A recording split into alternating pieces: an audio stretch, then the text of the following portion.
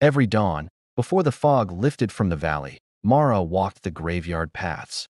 She trimmed weeds, polished headstones, and whispered names no one remembered. But lately, she noticed something unusual. Fresh roses laid upon graves that belonged to no one, graves long forgotten even by death itself. Each rose glowed faintly in the morning mist, petals soft and wet like tears that had never fully dried from the world's sorrow. At first, Mara thought some kind soul left them quietly, maybe a lonely villager who couldn't stop mourning what they'd lost. But the roses appeared too perfect. No wither, no thorns, no scent.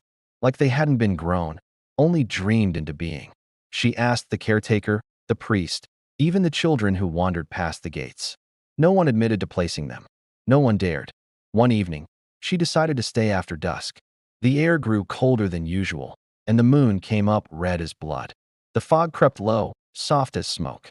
Somewhere beyond the gravestones, she heard slow footsteps dragging against gravel, deliberate, almost sorrowful.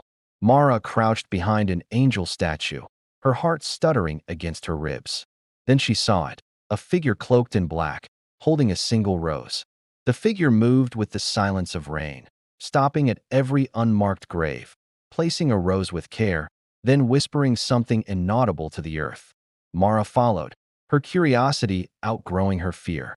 The wind carried faint words, "Forgive what wasn't done. Forgive what was forgotten." The voice sounded eerily like her own. When the cloaked stranger reached the far end of the cemetery, Mara noticed something strange. The final grave was covered in untouched ivy and dust. The figure knelt, brushed away the vines, and revealed a tombstone carved in pale marble. The letters shimmered faintly in the moonlight. Mara froze. The name etched there was hers, Mara Ellison, born 25 years ago, died tonight. Her knees weakened. The night swayed like a wave. "This can't be," she whispered, reaching for the stone.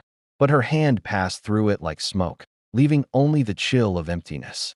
The cloaked figure turned slowly toward her, and beneath the hood, she saw her own face, older, worn, and quietly sorrowful.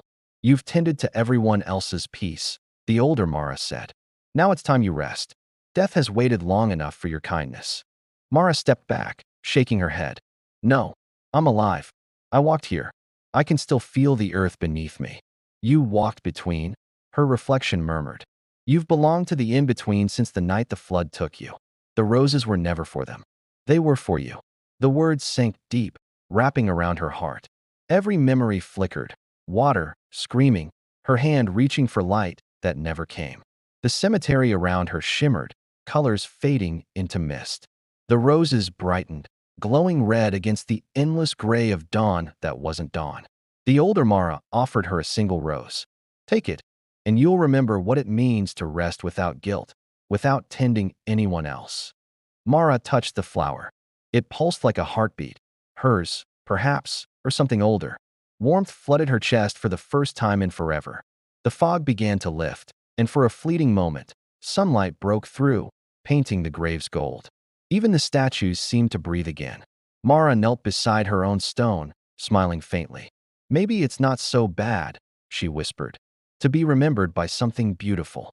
The older version faded like morning shadow, leaving behind a garden bursting with roses, thousands of them, blooming from graves once forgotten. Each rose carried a drop of dew that glittered like souls set free, soft sighs rising from the ground like a hymn.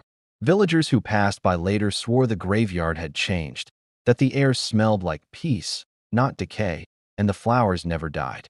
No one ever saw Mara again, but every dawn, a fresh rose appeared on the newest grave, as if the garden itself remembered.